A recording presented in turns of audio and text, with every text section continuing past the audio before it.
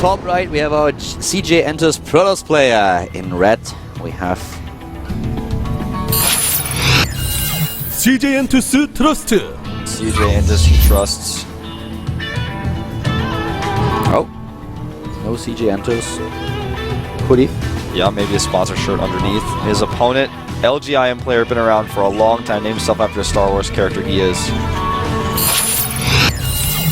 LGIM YoDa. And soon to have rumored his own feature film. I don't know if you heard about this, but YoDa is going to have a movie about him made by Disney, or co-produced by Disney.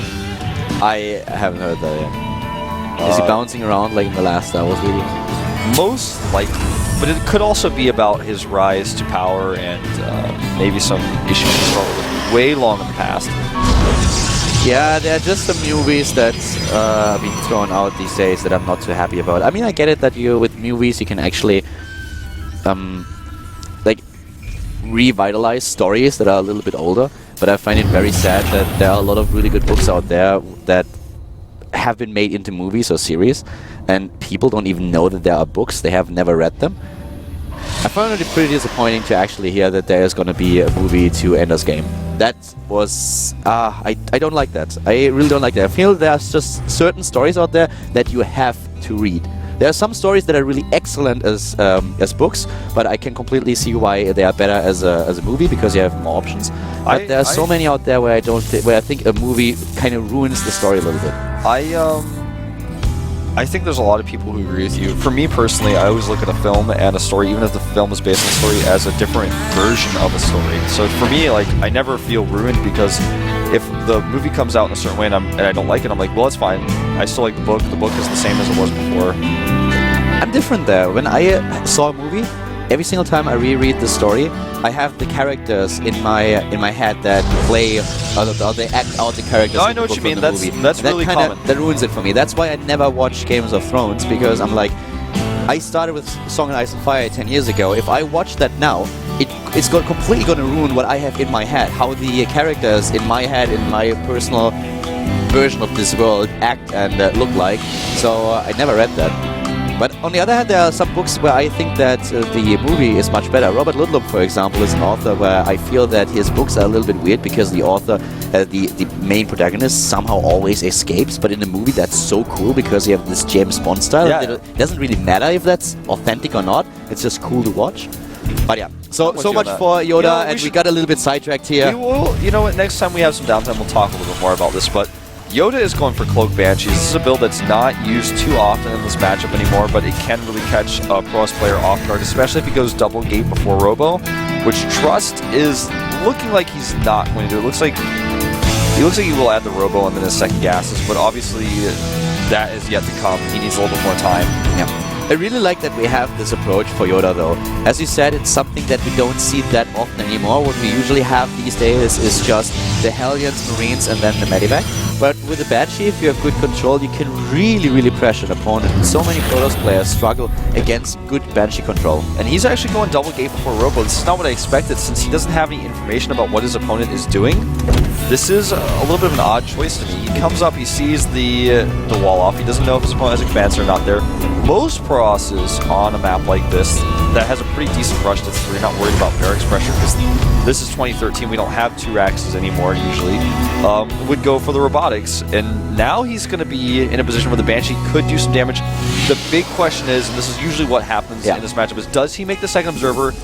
And what does the first observer do? Yeah, and where does it, even sometimes it comes up, where does the second observer go? If he rallies the second observer, then he could be in trouble as well.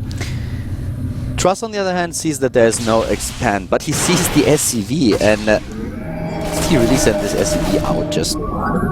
It looks like he may have, but the thing is, with the bunker at the top of the ramp, it doesn't make any sense. Yeah, for a second I was like, okay, is he trying to fake and expand here? But then it's like, well, the timing is weird. You would rather expect the expansion already to be on the high ground? You would expect it to be floating over, but he would not expect an SCV to go down there like that. That doesn't even make any sense. No. YoDa may have actually just been trying to scout, and then Trust ran into him at the same time.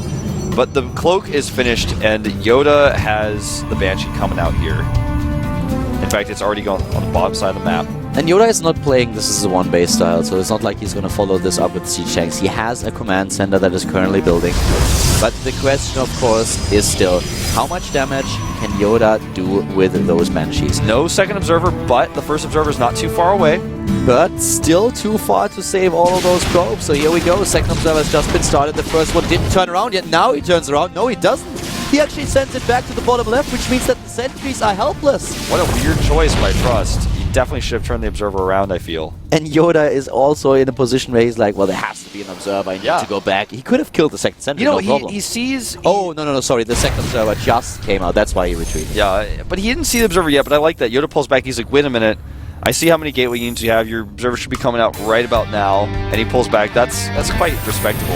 And YoDa, like you said, is not going for an all-in. He has the CC. He's getting a Raven. Now getting the Stim out. He could go for a second timing attack, but this is not the normal all-in with siege tanks that you see after Cloak Banshees. And the Banshee comes to the main here to get a few more kills. Just YoDa trying to put as much pressure on Trust as he can. And he does well so far. He has Trust now in his own main base. In Trust's main base, that is. And Trust decides to go into the Twilight Council, whereas the Banshee, unfortunately, gets the shots onto the Assimilator. That would have been another probe that he could have killed. He wanted to camp over the Assimilator to target the gas drones, but he was a little bit too far away, so the only target that the Banshee actually had was the Assimilator itself. Yeah, that happens sometimes. It's really hard to find that perfect window. The medevacs are coming out for YoDa now, who has Stim and +1 on the way, so he's got a really nice timing here. He can walk across the map and try to do multi-pronged attacks. This is obviously going to change as Trust starts to get his upgrades out, but for this first wave of units coming across for YoDa, he's got a great timing. And he still has these Banshees. They're going to be so annoying. 2 Banshees obviously can one-shot a probe. Yeah.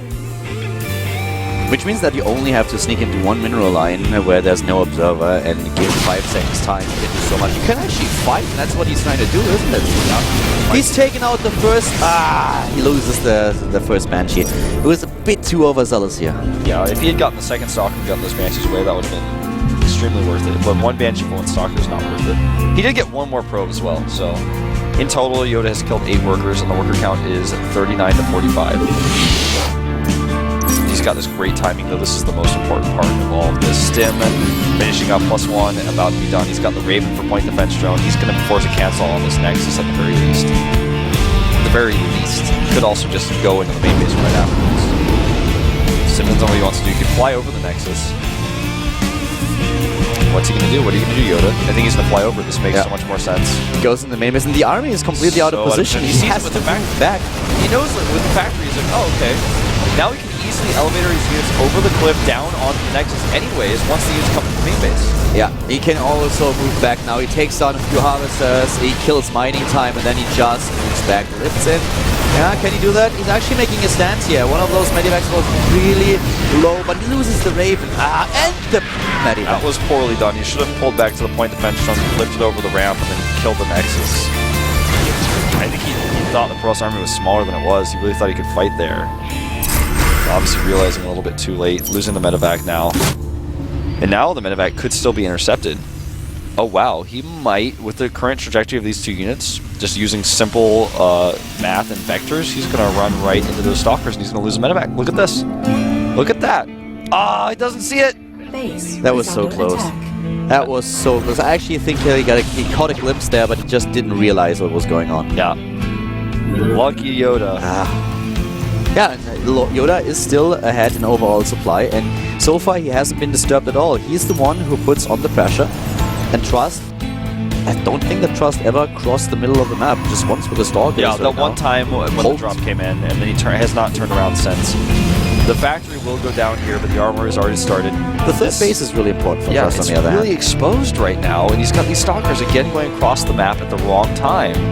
He has a few sentries and 2 immortals, but that's not going to be enough to stop this pressure coming out from YoDa. YoDa hesitates a little bit here.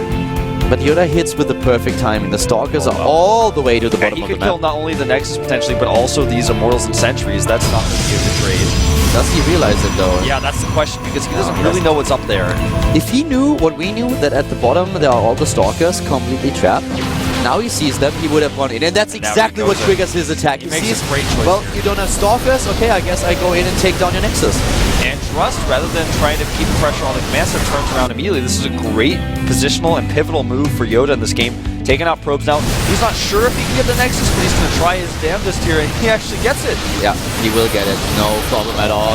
Very well done, and gets out with most of his units. Supply blocking Trust here, taking down the third base. The Stalkers now blinking in. They will get a fair amount of units. I actually think that YoDa might at some point just turn around and start a fight. He might. He could have ripped it up into the medevac, but now it's too late. Oh, well, the medevac gets taken out right away with a blink. And will YoDa actually with Trust blink again? He should fight. Now he should fight.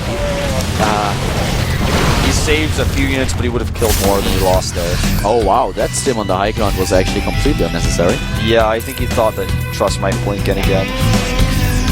Yeah, that was overdoing it a little bit, but still, he's completely fine here. Taking down the third base of Trust. He's still on 3 bases himself.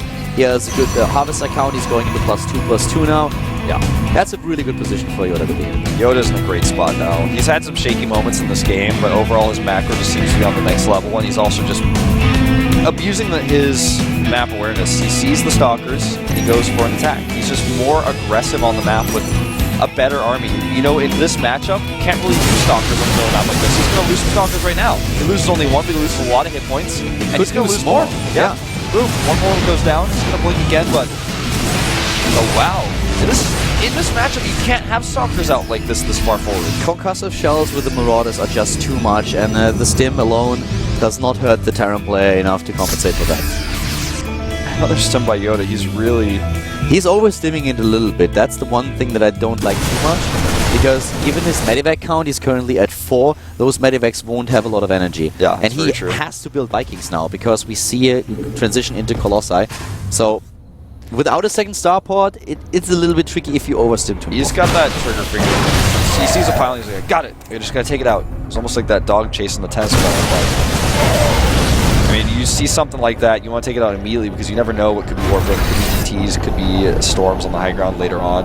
He doesn't know exactly what he's facing, but he does a catch-all build. He gets Ghosts and Vikings. He knows how ahead he is, so he can afford this. He's on 4 bases, or he will be in a few seconds. The command center on the 4th is about to be completed, and then we will see another orbital most likely. And he killed his opponent's 3rd and a bunch of Stalkers. He knows all of these things, so he knows, okay, I can just make my army size a little bit smaller for a second and get this tech out, get the Vikings, get the Ghosts out, get both of them. What Trust really does well is focusing on his upgrades now, but YoDa is also double upgrading, as he said, so he's actually a little bit ahead. It's just like, yeah, Trust is trying to save himself this 3rd base, but his position is not a good one. And here comes the army of the Terran player once again. Incredible miracles. YoDa is on the move. Trust can't get a 4th base. There's no chance for him to do that. Oh, with good EMPs, he could actually just fight this army head on if he wants to. And EMPs go down. They're decent. The Vikings go straight for that Colossus. He can't fight up that ramp like this. He's going to try it. This is going to be... He doesn't even have force fields here. Disgusting. Everything is down here. Oh, look at the supply plummeting down to nearly 100 now. And he's just stimming in again, hitting that T button, and bam, both Colossi gone. YoDa now nearly double Trust supply. He's going to go in here and take out the Nexus. Trust has a lot of money, so the next production cycle will enable him to use all his gateways. There we go. But it's already too late. The 3rd base is exposed again. The pylon is dead. He can take, even if he only takes down the harvesters here, it's going to be completely fine. I think he can get the Colossus now with the 2nd wave needs, especially. Yeah. Gets the Colossus. Now we'll get the probes and the game. Game over, man. The harvesters are being killed here. He actually gets out as there are too many of them. He can land his Vikings. Yeah. And I think he probably will. This 3rd is not going to do anything for Trust anymore. He will lose it. The Nexus is gone, and now we have a 2-base Terran player against a 4-base Protoss. Trust GG's out, and YoDa with a win in game number 1. Solid play. He had a few mistakes. His drop, that he stuck around with the early stages of the game, made him look like, hey, this guy might be behind. Trust might have too much of an economy since he had his 3rd base up first, but YoDa just with a better macro and then started to take better engagements. The Stalkers, using those Stalkers over and over again, and then the big drop that did damage at the 3rd, or the run by, I should say, was the big pop for... Solid game by YoDa on Dark Kingdom. Very well played. Killing Flats is our 2nd map now for this PvT. The last best of 3 for this early group of matches that we have. Match 4. Trust down 1 game. Has to make something happen if he wants to Yeah, if he wants to force it into game 3 on Icarus. Yep. This is really important, and it's a good map for Protoss, the game number 3. So if he can win this one and turn the series around, tie it up, he's got to be feeling a little bit more confident going into game number 3 on Icarus. But Echo and Flat's not going to be an easy map for him. YoDa, I could see YoDa going for one of our siege tank pushes on this map. Yeah, YoDa just playing really strong in game number 1 and a very solid performance. So let's find out what he's going to do on game number 2. Killer Flats is ready. Terran versus Protoss with our